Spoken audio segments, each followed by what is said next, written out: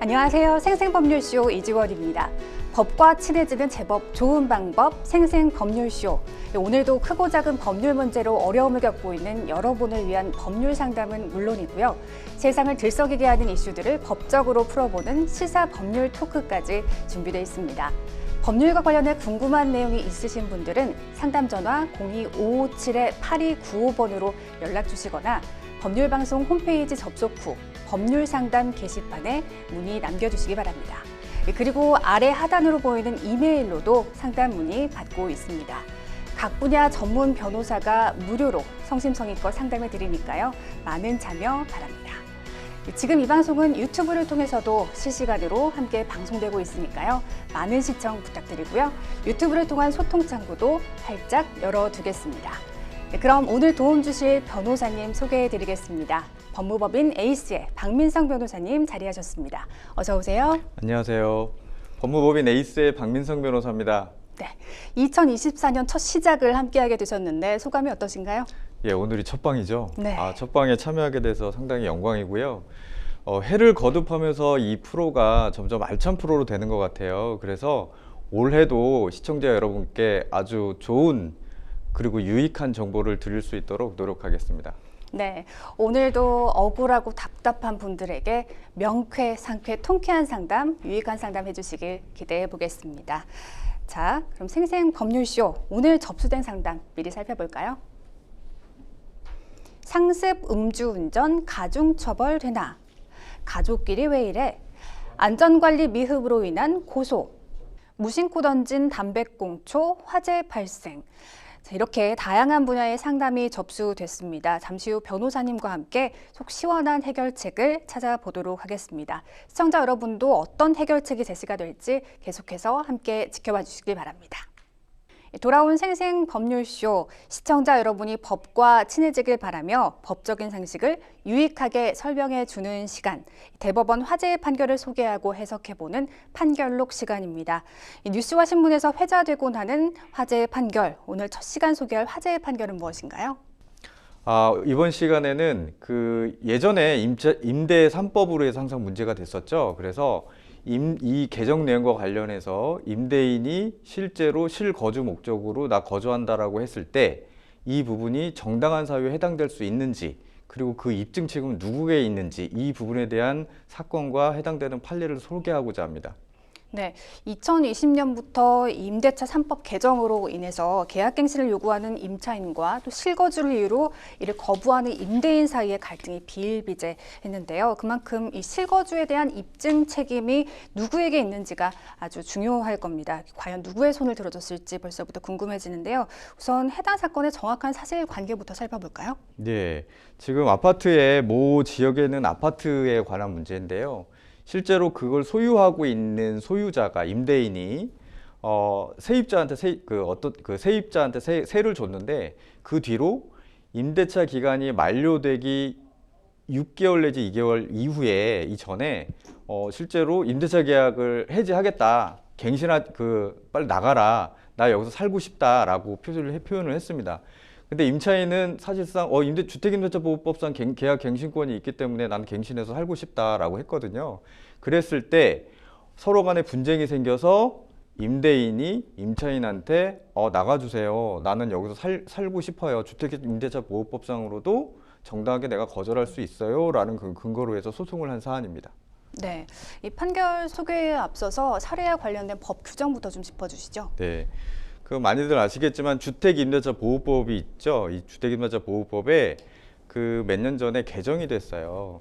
원래는 계약 갱신을 할 때 계약 만료일 6개월부터 2개월 전까지 임차인이 계약 갱신을 요구를 하면 정당한 이유 없이 임대인이 거절할 수 없었습니다. 네, 거절할 수 이 없죠. 정당한 이유라고 하는 건 법 규정에 규정이 되어 있어요. 예를 들면 재건축이라든지 재개발이나 이런 부분들을 미리 고지해 놓한다든지 아니면 임차인이 2개월 이상 연체한다든지 그리고 임대인이 임대 목적물을 사용할 때 훼손한다든지 이런 명백한 규정 사유들이 있었어요. 근데 네. 여기에 임대인이 실거주 목적으로 거주하려고 할 때 또 임대인이 정당한 계약갱신을 거절할 수 있다라고 규정을 해놨습니다.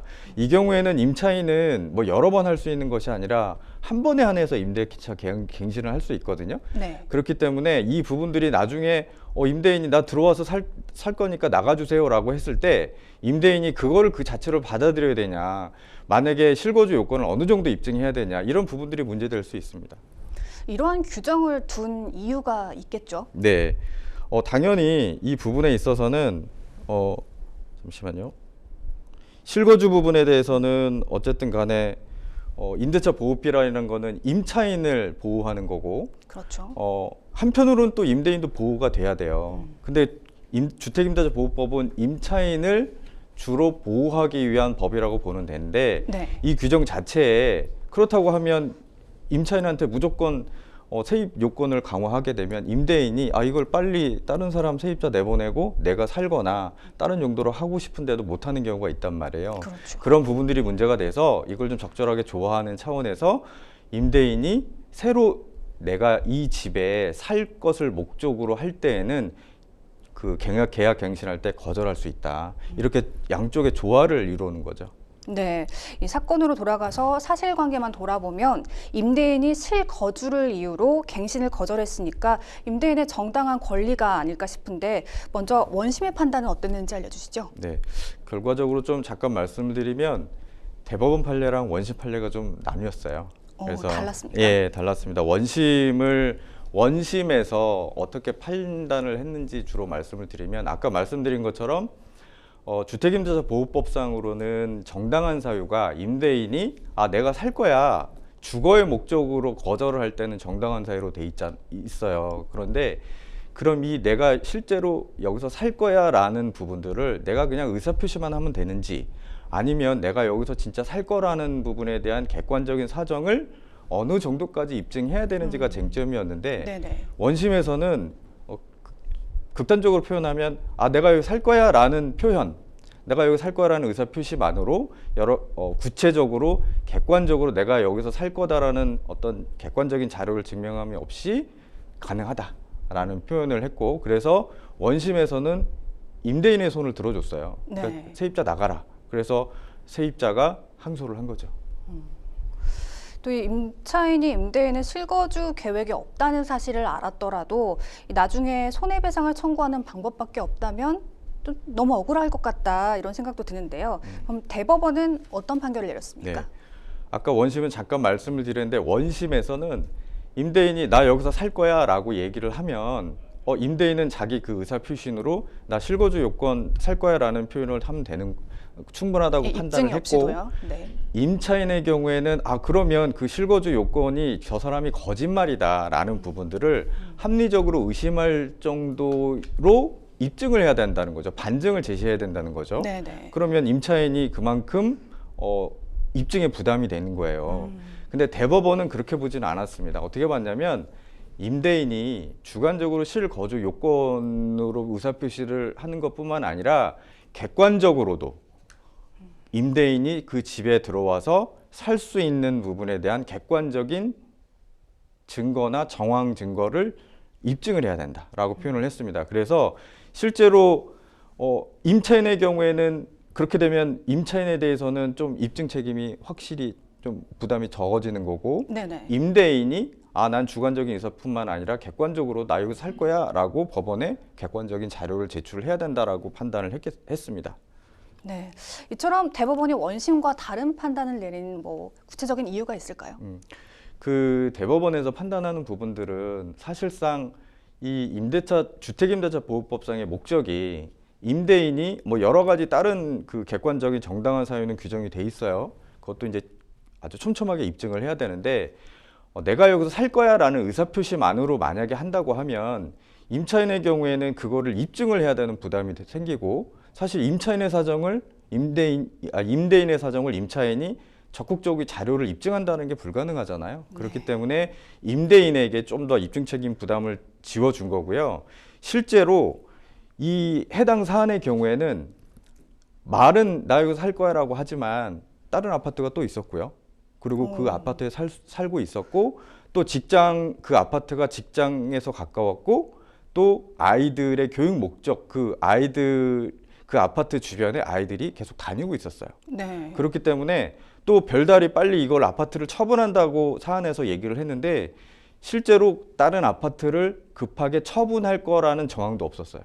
그렇기 때문에 법원에서는 이거는 그냥 말뿐이지 실제로 실거주할 의사가 없었던 거다라고 판단을 한 거죠. 네. 그래서 임차인의 손을 들어줬습니다. 네, 이 대법원이 실거주에 대한 입증 책임을 임차인이 아닌 임대인에게 부과했다는 점과 이 구체적인 판단 기준까지 처음 제시한 판결인 만큼 앞으로 임차인들의 입증 책임에 대한 부담은 한층 좀 덜겠는데요. 하지만 앞으로 있을 임대차 분쟁에 해당 판결이 어떠한 영향을 줄지는 좀 더 지켜봐야겠습니다. 이 대법원 화제의 판결을 소개하고 해석해보는 판결록 다음 시간도 기대해 주시기 바랍니다. 지금까지 판결록 함께했습니다. 여러분은 생생 법률시와 함께하고 계십니다.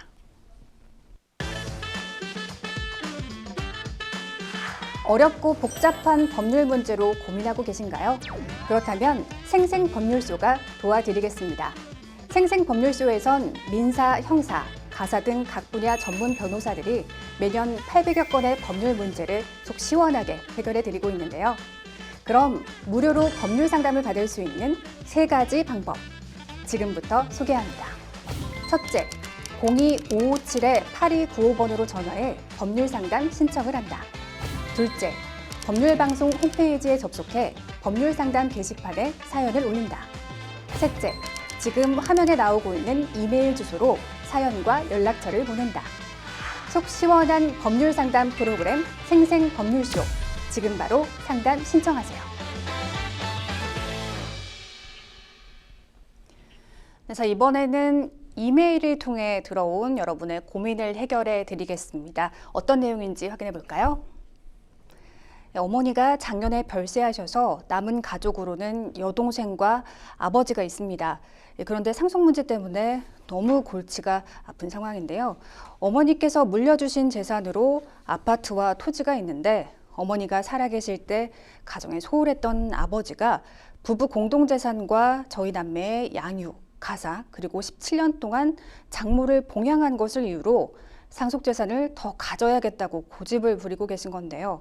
하지만 어머니는 공무원으로 평생 일하면서 자식들을 홀로 키우다시피 하셨고, 아버지는 3년간 회사에 다닌 것을 빼면 경제활동은 거의 하지 않으셨습니다.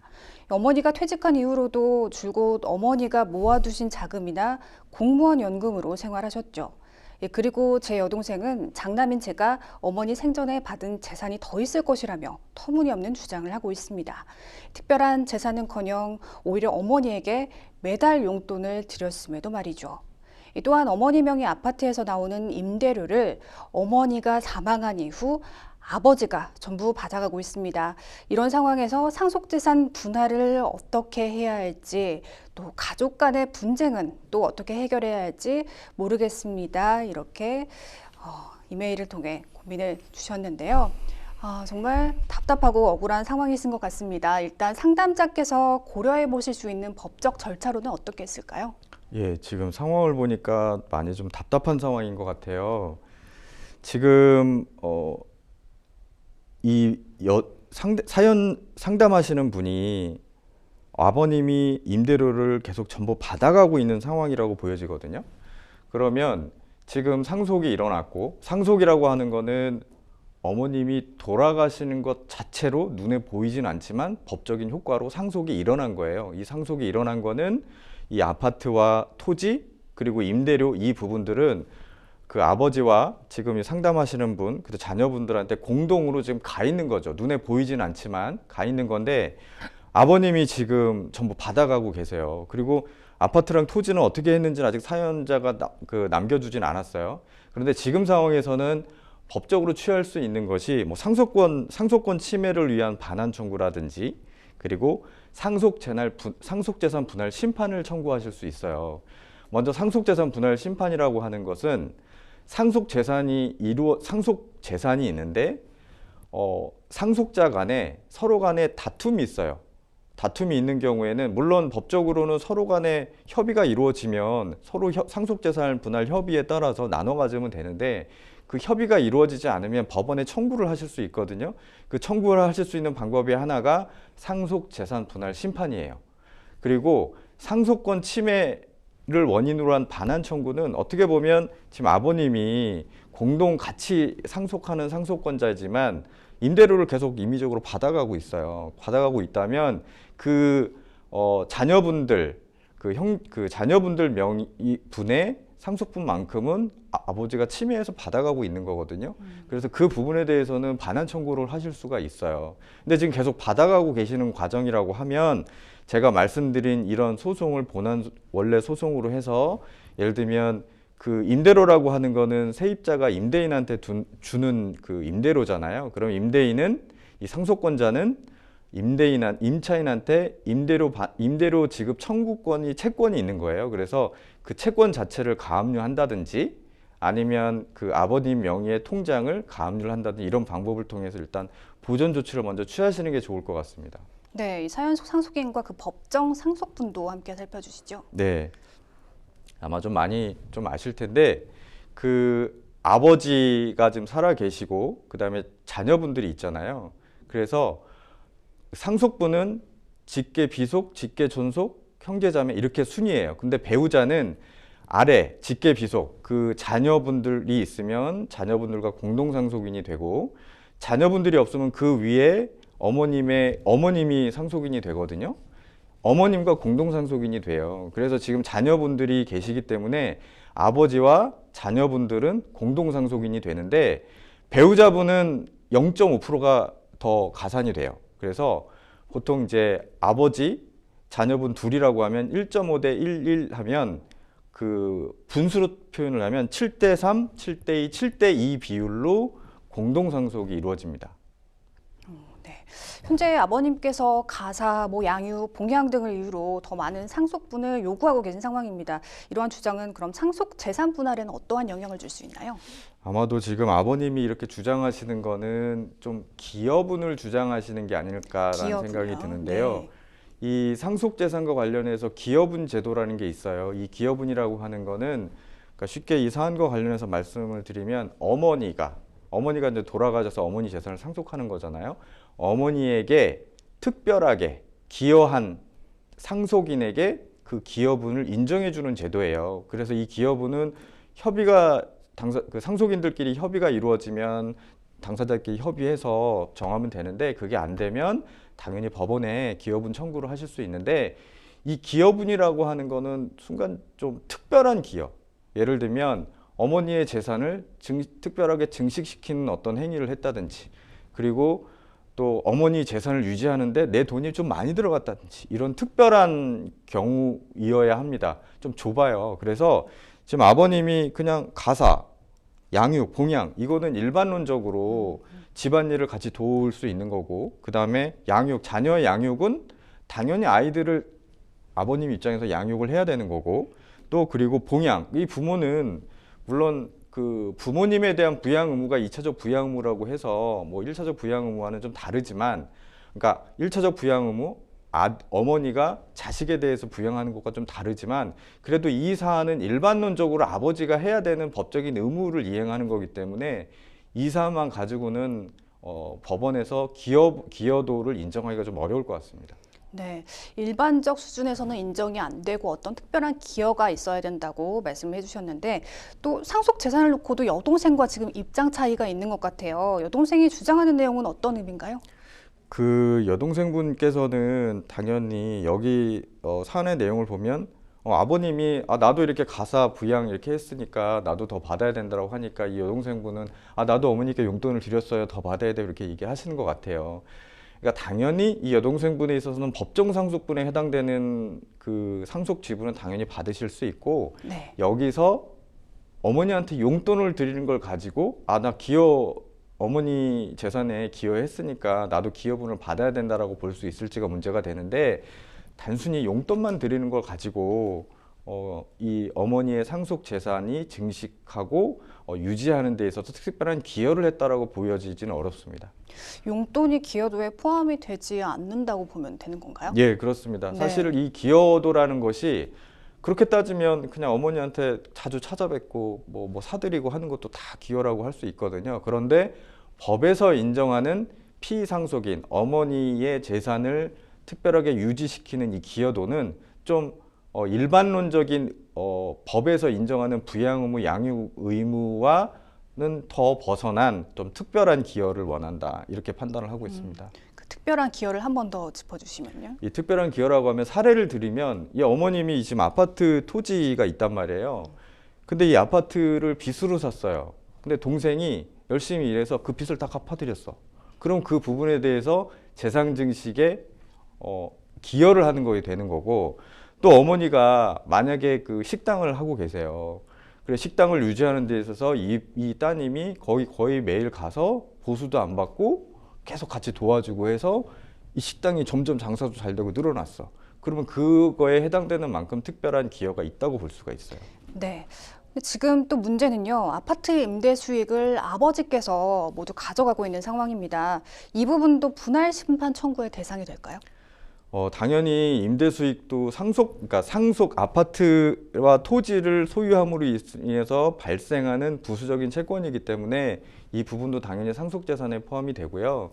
그렇기 때문에 아까 제가 초반부터 말씀을 드린 것처럼 상속 재산 이게 아파트랑 토지랑 이렇게 전부 다 안 돼 있으면 상속 재산 분할 심판을 하면서 지금 아버지가 어떤 방식으로 해서 임대료를 수금해 가는지 모르겠지만 그 임대료 자체에 대한 가압류라든지 그러니까 아버님의 통장의 가압류를 통해서 이거를 좀 그러니까 미리 묶어놓는 거죠. 왜냐하면 이 임대 수익을 아버님이 계속 사용해서 다 사용해 버리면 그거를 내가 나중에 반환 받을 수 없잖아요. 물론 네. 상속재산 분할 심판이 결정이 된 이후에는 내가 받을 수 있다고 하더라도 그 전까지 계속 받은 거는 뭐 소비가 없어지면 할 수가 없으니까 그러한 조치를 좀 취해 놓으시는 게 좋을 것 같습니다. 네. 아무리 가족이라고 해도 금전적인 문제로 얽히게 되면 합의점을 찾기가 쉽지는 않은 것 같습니다. 예, 그렇다면 상속 재산으로 인한 가족 분쟁, 미리 예방할 방법은 없을까요? 미리 예방하는 거는 사실상 어떻게 보면 가족 간에 어떤 비용이나 시간을 들이지 않고 가장 좀 유익한 방법은 가족들 간에 좀 협의를 하고 대화를 하는 거죠. 양보할 거 충분한 양보하고. 대화를 통해서. 그렇죠. 네. 그런데 사실상 금전이 묶여 있으면 네. 사실상 이 부분들이 쉽게 조율되기 쉽지 않아요. 그럴 때는 빨리 좀 가족 간의 회의를 통해서 법원에 상속재산 분할 심판을 빨리 한다든지 이걸 통해서 법원을 통해 해결하는 게 좀 시간을 좀 절약하는 게 아닐까 이렇게 생각이 듭니다. 네. 그럼 마지막으로 상담자에게 조언 한 말씀 부탁드릴게요. 지금 약간 좀 난감한 상황인 것 같아요. 아버님의 말을 거절할 수도 없고 하니까 이 부분들은 아버지한테 지금 뭐 여러 가지 법적인 조언을 받은 걸 토대로 해서 아버지랑 좀 협의를 해보시고요. 그럼에도 불구하고 아버님이 계속 막무가내로 하신다 그러면 어쩔 수 없이 빨리 법적 조치를 취하시는 게 좋습니다. 네, 답답한 마음 때문에 많이 힘드셨을 텐데 아무쪼록 잘 해결되길 바라겠습니다. 여러분은 생생법률쇼와 함께하고 계십니다. 어렵고 복잡한 법률 문제로 고민하고 계신가요? 그렇다면 생생법률쇼가 도와드리겠습니다. 생생법률쇼에선 민사, 형사, 가사 등 각 분야 전문 변호사들이 매년 800여 건의 법률 문제를 속 시원하게 해결해 드리고 있는데요. 그럼 무료로 법률 상담을 받을 수 있는 3가지 방법, 지금부터 소개합니다. 첫째, 02-557-8295번으로 전화해 법률 상담 신청을 한다. 둘째, 법률방송 홈페이지에 접속해 법률 상담 게시판에 사연을 올린다. 셋째, 지금 화면에 나오고 있는 이메일 주소로 사연과 연락처를 보낸다. 속 시원한 법률 상담 프로그램 생생법률쇼. 지금 바로 상담 신청하세요.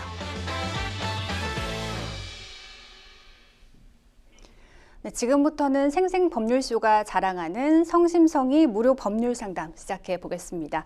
전화 상담 연결돼 있는데요. 받아보죠. 안녕하세요. 네, 안녕하세요. 네, 어떤 점이 궁금해 연락 주셨나요?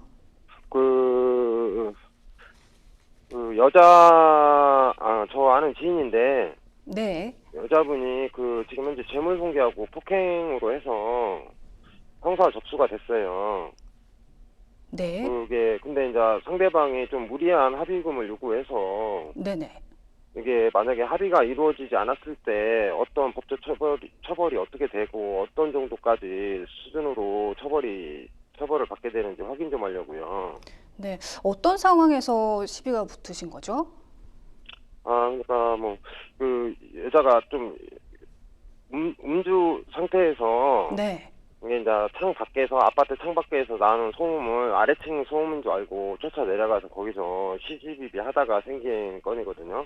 네, 음주 이게 뭐 상황에서 시비가 붙었군요. 문을 발로 차고 네. 뭐 들어가서 거기에 있는 남자분을 밀어서 남자분이 뒤로 넘어졌었다. 네네. 그렇게 얘기를 해요. 네. 근데 이제 이 사람은 술 취한 상태니까 그때 당시에 기억이 전혀 없고 그러니까 이제 조사를 받을 때 내가 술에 취해서 기억이 안 난다. 아마 맞겠죠. 그 사람이 하는 말이 맞겠죠. 그렇게 조사를 받았어요. 네. 그래가지고 이제 네네.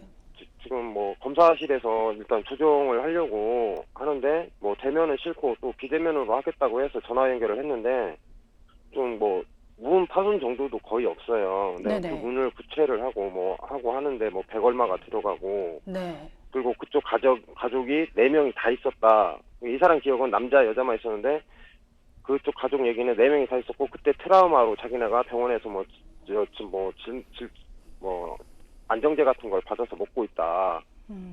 뭐 심적 그런 것 때문에 두당 50씩 해갖고 200만 원 더 추가로 해가지고 350만 원을 내놔라. 그러면 네. 합의를 해주겠다 이런 상태라 이 친구는 그래서 아파트도 그대로 놔두고 이사까지 한 상태거든요. 그쪽에서 처음에 형사 조사 받을 때는 합의 볼 생각 없고 이사나 좀 가졌으면 좋겠다 해가지고 이사까지 무리하게 했어요. 월세 네, 아파트 네. 얻어가지고. 네. 근데도 이제 시간이 지나니까 이제 합의금을 요구하는 거죠. 처음에 합의 볼 생각 없다고 하다가 근데 350만 원이라는 합의금을 내놔라 하는 상황이고. 그리고 이 사람도 또 이사를 하면서 자기가 또 무리하게 있는 거 없는 거 다 끌어서 이렇게 이사를 하다 보니까 재정적으로 지금 많이 힘든 상태인데 네. 350만 원이라는 합의금은 좀 이 사람한테 너무 과한 것 같아서 이 사람이 지금 합의를 좀 꺼려하고 있거든요. 하려고는 조정을 하려고 하는데 그쪽에서는 뭐 절충할 생각이 없다고 얘기를 하고 네. 자꾸. 그럼 지인분께서는 어느 정도의 합의금을 생각하고 계신 건가요? 이게 이쪽에서는 뭐 실질적인 물적 피해가 뭐 네. 그 아파트 문하고 철문하고 그 철문에 달려있는 번호키 그 교체 수리 비용으로 100만 원 정도 생각하고 있거든요. 100만 원 정도 생각하시는데 상대 쪽에서는 350만 350을 원. 요구하는 네. 상황이고. 네. 합의금을 두고 좀 이견 차이가 상당한 상황인데요. 네. 변호사님과 자세한 상담을 나눠보겠습니다. 네. 상담자님께서 궁금하신 점 더 여쭤보시죠. 네. 안녕하세요. 네, 안녕하세요. 네. 갑작스럽게 이런 일이 좀 벌어지셔가지고 예, 예. 좀 당황스러우실 텐데 검찰에서는 어떤 얘기를 하던가요? 지금 검찰로 올라가 있는 상황이죠?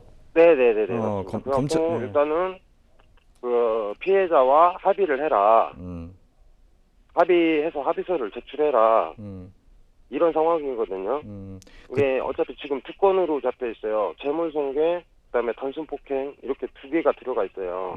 네, 그러니까 뭐 이제 재물손괴는 어차피 합의를 봐도 재판을 받아야 하잖아요. 네, 그 폭력건은 근데 이제 뭐 검사 기소 유예나 이렇게 뺄 수가 한 건은 또 뺄 수가 있잖아. 합의가 되면 단순폭행이니까. 많이 다쳤나요? 아까 아니요, 말씀하신 것 다친 같은데. 건 없어요. 그 그리고 진- 실질적으로 음. 이 여자애가 되게 왜소해요. 네, 왜소한데 그 건장한 남자를 밀어타고 남자가 뒤로 넘어져서 엉덩방아를 쪘다는 말도 저는 솔직히 제가 보지를 않았으니까 믿기지 않는 상태인데 이 여자애가 술이 많이 취했던 건 사실이에요. 네, 그러니까 자기도 기억이 안 나니까 경찰서 조사 받을 때도 그거가 술을 먹어서 기억이 안 나니까 그 사람들이 하는 말이 다 맞겠죠 하고 조사를 받고 나온 거예요. 인정을 해버린 거죠. 그쪽에서 진단서는 제출했어요? 진단서는 제출 여부는 제가 지금 확인은 안 되는데 예. 뭐 진단서가 나올 수 있는 상황이 아니거든요. 그러면은 죄명이 그냥 단순 폭행으로 된 거예요? 예, 예. 그러면 진단서는 제출 안 돼 있는 것 같고요. 예. 예, 안 돼 있는 것 같고 지금 350만 원이 적정한 금액이냐라고 예. 지금 궁금하신 거잖아요. 예, 그거하고 예. 합의금에 대한 부분하고 만약에 합의가 이루어지지 못했을 때 네. 그 처벌량이 어느 정도 될까 그거가 좀 그 피의자가 여자애가 그 음주운전 전과 하나 있어요. 네. 그리고 뭐 그 외적으로 뭐 이런 동일한 전과는 없는 상태고요. 초범인 상태고요. 네. 그 먼저 음주운전 전과가 없다라고 하시면 뭐 이걸 예전 아니 음주운전 전과가 한 번 있는데 예. 지금 이번에 뭐 술을 먹고 단순 폭행이랑 이제 재물손괴 문으로 발찬 거가 어느 정도 이게 영향을 미치는 게 아니냐라고 걱정하실 수도 있는데, 네네네. 그러니까 음주운전과 사실은 음주는 맞지만 이게 죄질 자체가 좀 다르기 때문에 아 음주운전 전과 예전에 있으니까 지금도 좀 죄질이 안 좋아. 예. 다만 아 음주로 약간 좀 술로 인해서 문제점들이 생기네라는 부분이 있을 수는 있겠지만 예. 이 자체로 법률적으로 음주운전 전과가 있으니까 이 단순 폭행이라든지 술로 먹은 네. 이것도 가중처벌해야 돼 이런 건 없어요. 네. 예, 없고 그러면 초범일 경우 합의가 이루어지지 않으면 형량이 어느 정도 나올까요? 뭐 제가 벌금이 됐든 뭐 집행유예가 됐든 초범이니까 구속은 되지는 않죠. 피해 아. 정도가 그렇게 크지는 않으니까. 당연히 구속은 안 되죠. 예. 저기 상담하시는 분도 구속되실 것 같으세요? 예? 구속될 것 같아요? 누가 구속 될 것 같다고요? 아니야, 누가 구속된다 그래요? 아니요. 이제 자기는 걱정하는 거죠. 이런 부분을 모르니까. 이 상황, 이런 정도의 사안으로 구속이 된다라는 거는 걱정 안 하셔도 될 것 같고요. 예, 예. 다만 지금 제가 볼 때는 가서 기억은 안 나지만 상대방이 그렇게 했다고 하면 그런 것 같다라고 네. 인정을 했기 때문에 어떻게 보면은 인정을 한 거거든요. 네네. 그래서 실질적으로 단순 폭행과 예. 재물손괴라는 게 사실 어떻게 보면은 얼마나 손해가 났다는지 뭐 입증 자료를 제출했는지 모르겠지만 네. 이 죄목은 두 개지만 네. 만약에 피해가 경미할 경우에는 벌금형이 나올 수도 있어요. 네. 벌금형이 나올 수 있고요. 합의가 안 됐다면 네. 예. 벌금형이 좀 나올 수 있고 이 벌금형에 대해서 나중에 이제 검찰에서 벌금형으로 이제 구형을 하면 네. 법원에서 오케이 해가지고 벌금형으로 결정을 하거든요. 네. 그러면 그 통지서가 그 네. 상담자님한테 가요. 네. 통지서가 와요. 그 네네. 통지를 받은 날로부터 일주일 이내에 법원에 정식재판 청구를 하실 수 있어요. 이 정식재판 청구라고 그러면 하는 건 약식재판으로 해서 그렇죠. 날라온다는 거죠? 예, 그렇게 타면 이거는 좀 벌금이 너무 많다. 네. 이렇게 할 수 있고요. 네. 이 합의 금액이 350만 원 정도라고 네. 이 부분에 대해서 좀 생각을 해보는데 네. 이 350만 원에는 제가 볼 때는 네. 그 민사적인 합의와 형사적인 합의가 다 포함된 거거든요. 네네네. 그러니까 민사와 형사를 구별할 때 지금 경찰서에서 조사받는 건 형사예요. 네네네. 그죠? 근데 그 사람이 별도로 아내 되시는 분한테 네. 나 다친 거 폭행해서 다친 거 치료비, 네. 그다음에 문짝 망가진 거, 그리고 새로 네. 고치는 비용을 네. 청구를 하면 네. 그거는 민사가 되는 거예요. 네네네. 그래서 민사, 형사가 같이 있는데 통상 네. 합의할 때 민형사 같이 하죠. 얼마 네. 이렇게 하고. 근데 이 형사는 뭐냐면 쉽게 얘기하면 이 형사 350만 원에는 그 치료비랑 이런 거 포함하고 또 한 가지 내가 이렇게 피해를 받아서 지금 네. 형사처벌을 받고 있잖아.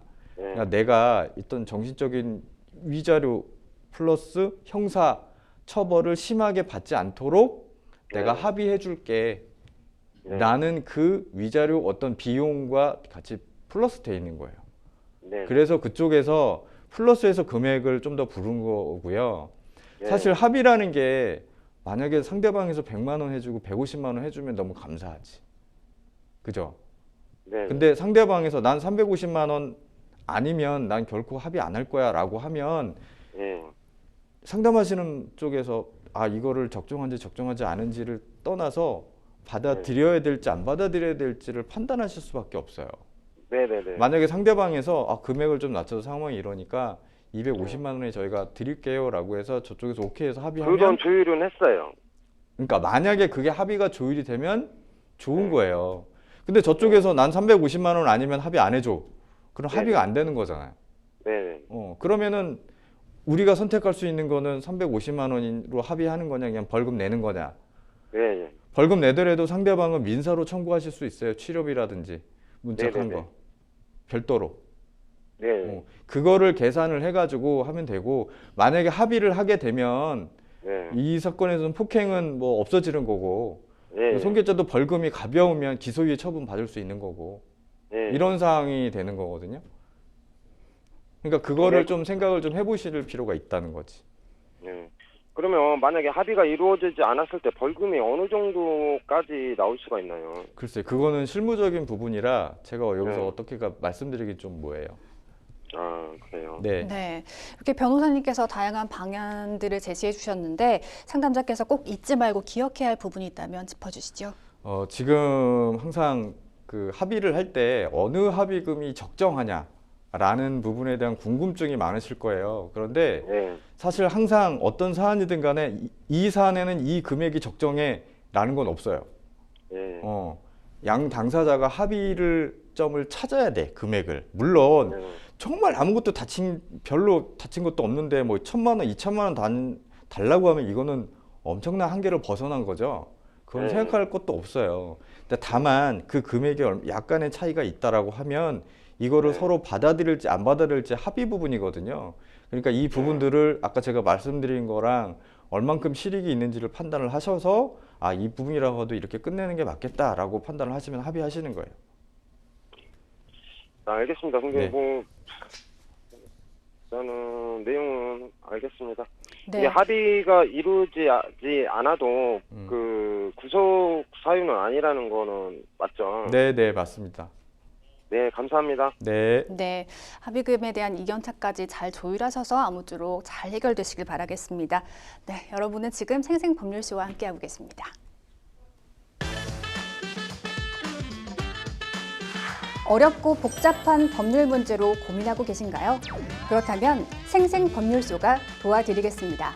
생생법률쇼에선 민사, 형사, 가사 등 각 분야 전문 변호사들이 매년 800여 건의 법률 문제를 속 시원하게 해결해 드리고 있는데요. 그럼 무료로 법률 상담을 받을 수 있는 3가지 방법, 지금부터 소개합니다. 첫째, 02-557-8295번으로 전화해 법률 상담 신청을 한다. 둘째, 법률방송 홈페이지에 접속해 법률 상담 게시판에 사연을 올린다. 셋째, 지금 화면에 나오고 있는 이메일 주소로 사연과 연락처를 보낸다. 속 시원한 법률 상담 프로그램 생생법률쇼. 지금 바로 상담 신청하세요. 네, 계속해서 법률방송 이메일을 통해 들어온 여러분의 고민 해결해 드리겠습니다. 어떤 내용인지 보실까요? 저는 배달 대행업체를 운영하고 있는 사람입니다. 많은 오토바이를 소유하고 있다 보니 관리가 미흡한 경우가 있었는데 이번에 한 오토바이의 안전장치가 고장나 라이더가 넘어지는 사건이 생겼습니다. 물론 음식들은 다시 새로 가져다 드렸고 라이더도 찰과상 정도에서 그쳤지만 해당 라이더는 저를 손해배상으로 고소하겠다고 하네요. 어떻게 대처해야 할까요? 라고 사연 보내주셨습니다. 이 배달 대행업체를 운영하는 상담자에게 배달 기사가 고소를 한 사건인데요. 이런 경우 어떤 항목이 적용된다고 볼 수 있을까요? 예. 먼저 사연에서 조금 짚고 넘어가야 될 게 있는데, 손해배상으로 고소하겠다. 이거는 명백하게 그 문구가 좀 잘못된 거고요. 이 고소라고 하는 거는 실제로 나 저 사람 처벌해달라고 그러니까 경찰서나 검찰청에 제가 고소장을 제출하는 거고, 손해배상이라고 하는 거는 나 다쳤으니까 치료비 달라고 해서 민사법원에 청구를 하는 거예요. 그래서 이 사안의 경우에는 라이더가 어쨌든 오토바이가 조금 관리 미흡해서 그걸로 인해서 다쳤다고 하면 관리자, 그 집주인을 나 해달라고 해서 형사처벌을 해달라고 해서 형사고소를 하는 거라기보다는 민사법원에 나 치료비라든지 위자료 달라라고 손해배상 청구를 하시는 게 맞는 것 같아요. 네. 근데 뭐 찰과상도 얼마나 심하냐에 따라서 보상 정도가 다를 것 같은데요. 어떤 기준이 있나요? 그 특별한 기준은 없고요. 만약에 뭐 단순히 찰과상이어서 나중에 좀 시간이 지나면 당연히 뭐 피부가 다 올라와서 정상이라고 하면 이 부분에 대해서는 치료비는 그렇게 크지는 않겠죠. 당연히 민사적으로는 오토바이의 관리 소홀로, 이 집주인의 소홀로 인해서 오토바이 하자로 인해서 내가 다친 부분에 대해서 치료비라든지 이 부분의 손해를 배상해 달라고 하는 거니까 찰과상이 뭐 다친 게 그렇게 심하지 않다면 어떤 그거에 대한 배상 금액은 크지 않다고 할 수 있습니다. 네. 근데 사실 오토바이 고장 자체는 상담자의 탓은 아닌데요. 이게 처벌이 가능할까요? 이 오토바이가 사실상 이제 두 가지가 있을 수 있을 것 같아요. 회사에서 제공하는 경우 아니면 오토바이는 내 건데 그 회사에 내 거를 가지게 해서 그 배행만 배달하는 경우 수수료의 조건이 다르겠죠. 근데 보통 사안의 경우에는 그 그러니까 집주인이 소유하고 있는 오토바이를 그 배달원이 사용하고 있는 것 같아요. 그렇다면 네. 이 오토바이가 관리가 제대로 되지 않았다는 거는 그 오토바이를 소유하고 있는 업체의 관리 책임의 미흡이라고 볼 수 있거든요. 그렇기 때문에 뭐 오토바이 운전자가 이 부분에 대해서 조작을 잘못해가지고 오토바이가 망가졌다면 모르겠지만 만약에 오토바이 자체가 브레이크가 안 된다든지 그러면 이 부분에 대해서는 그 운영 업체의 책임도 분명히 존재합니다. 네. 배달 기사와의 원활한 대화, 보상도 뭐 재판에서 도움이 될까요? 지금 나중에 이제 소송이 진행되는 경우에 네. 당연히 소송을 청구할 때는 내가 관리가 제대로 되지 않고 잘못된 오토바이를 타다가 넘어져서 예를 들면 다리가 부러졌거나 큰 상처를 입었다면 이 부분에 대한 치료비 그리고 향후 이 치료를 받는 동안 내가 입원을 해서 일을 못한 기간에 내 수입 이 부분을 다 청구하실 수 있거든요. 네. 그렇기 때문에 이 부분과 관련해서 당연히 택배 그 배달업자와 그 배달업 직원과 또 서로 원만하게 합의가 됐다면 뭐 재판으로 가지도 않고 서로 간에 원만히 합의해서 합의로 끝내실 수 있으니까 상당히 도움은 되죠. 네. 그럼 배달 대행 업체를 운영할 때 일어날 수 있는 어떤 또 다른 마찰에 대해서도 말씀 부탁드리겠습니다. 예. 이게 이제 아까 말씀드린 것처럼 이렇게 흔히 일어날 수 있는 일이거든요. 그러니까 오토바이에 문제가 없어서 사고 가다가 다른 자동차나 오토바이와 부딪힌 경우 이런 네. 부분의 문제, 책임 문제, 그리고 오토바이 자체의 문제로 인해서 다쳤을 경우에 이 오토바이 운전하시는 분의 배달하시는 분의 처리 문제, 물론 이 부분도 이제 그 산재 처리될 수 있도록 돼 있거든요. 그렇기 때문에 이 부분들을 꼼꼼하게 좀 살피셔서 제대로 좀 보완해 놓으시는 게 좋을 것 같아요. 네. 오토바이는 워낙 사고가 흔하잖아요. 네. 이 오토바이 운전할 때 좀 법적으로 반드시 지켜야 하는 수칙에는 어떤 것들이 있을까요? 당연히 음주운전 하시면 안 되고요. 네. 그리고 차선도 도로교통법상 그 최종 차선으로 다니게 돼 있어요. 그러니까 바깥쪽에 있는 차선, 3차선이면 2차선이랑 3차선, 4차선이면 3차선이랑 4차선 이렇게 다닐 수 있게 됐어요. 그리고 최근에 어떤 그 판례도 오토바이가 만약에 이렇게 틈새 주행을 많이 하잖아요. 그러다 갑자기 버스가 나타나서 오토바이가 넘어졌어. 그래서 도로교통법상 버스 운전기사한테 도로교통 방해죄든 업무 방해죄를 했지만 오토바이의 틈새 주행은 적법하게 하고 다니는 게 아니다라는 입장입니다. 법원에서는. 네.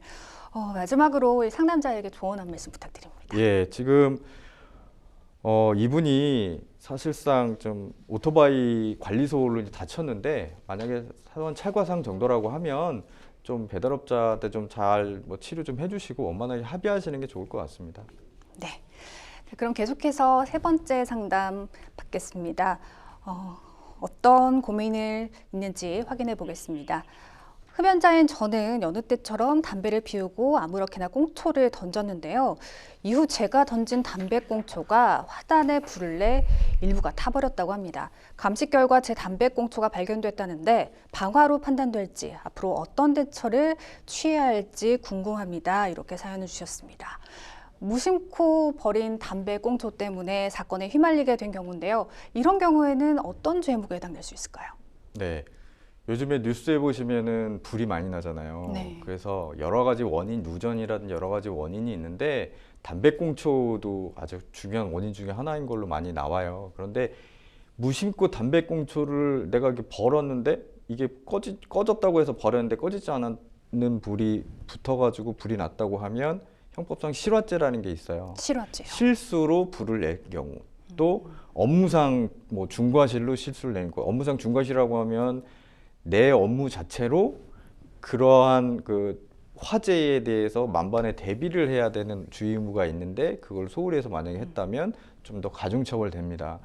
그리고 별도로 방화죄라는 게 있는데 이 방화죄는 내가 고의로 불을 낸 경우, 불을 낸 경우에는 방화죄로 처벌받는데 그 처벌 정도가 높겠죠. 그리고 그 방화로 인해서 사람이 죽거나 상당한 재산적 피해를 난다고 하면 심하게 가중처벌될 수도 있습니다. 그렇기 때문에 본사안의 경우에는 실수로 담배꽁초를 버렸다고 하면 이제 실화죄에 해당될 수 있습니다.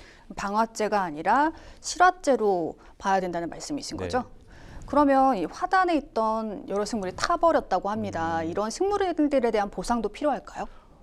당연히 필요합니다. 네. 이게 식물이 이게 식재라고 하죠. 나무, 그 다음에 조그마한 식물, 이 부분들이 우리가 생각할 때는 그렇게 비싸지 않은 걸 보이는데 보면은 상당히 비싸 보이는 식물들이 많더라고요. 물론 아파트 화단에 있는 나무는 좀 이렇게 비용이 좀 있는 거고 화단에 있는 뭐 식물이나 이런 것들도 뭐 가격 차이가 가격이 그렇게 나지는 않겠지만 그래도 엄연한 그 부분은 재산이기 때문에 네. 그 부분에 대한 보상이 이루어져야 되는데 당연히 이 보상의 금액 기준은 사실상 나중에 들어가면 감정을 좀 해야 돼요. 이 네. 금액이 실제로 어느 정도의 가치가 있는지에 대해서. 네. 그럼 이번 경우 화재에 대한 피해자는 누가 되는 걸까요? 이게 아파트 만약에 공용이다라고 하면 그 아파트 입주자 대표회의에 대해서 배상을 해야 되겠죠. 네. 만약에 담뱃불이 어떤 아파트 개인 소유 전유 부분에 들어가서 불이 붙어서 그 아파트 개인 소유자의 것들을 모두 다 태웠다고 하면 그분에 대해서 배상을 해야 되겠지만 일반 공용 부분에 해당되는 부분들은 아파트 전체 소유이고 또 그 부분에 대한 사실상 권리 주체를 하는 부분에 있어서는 아파트 입주자 대표회의거든요. 그래서 아파트 입주자 대표회의에 배상을 좀 해줘야 될 것으로 보입니다. 네.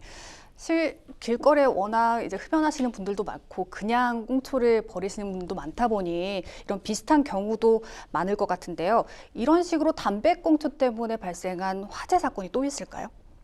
네, 실제로 담배꽁초가 의식적으로 요즘에는 많이 금연을 하시기 때문에 전자담배도 많기 때문에 괜찮은데 의외로 담배꽁초로 인해서 불이 나는 경우가 많이 있습니다. 물론 네. TV에서도 많이 보시잖아요. 그리고 이 담배꽁초가 나는 꺼졌다고 생각하는데 이게 꺼지지 않고 잔불이 있어요. 그래서 세가지고 나중에 화재가 나는 거고 그것과 관련해서 이 담배가 좀 전기 부분과 관련돼서 옆에 있어서 그 전기의 약간의 끓음으로 인해서 누전이 발생한다든지 이런 걸로 인해서 나는 경우가 있어요. 실제로 제가 한 사안에서도 어떤 카페나 하는 사안인데 불이 났어요. 목조 상황인데 그래서 나중에 알고 보니까 누전도 원인이 됐고 그 옆에 있는 담배꽁초도 원인이 됐고 여러 가지 이런 복합적인 원인에서 불이 났어요. 네. 전소했습니다.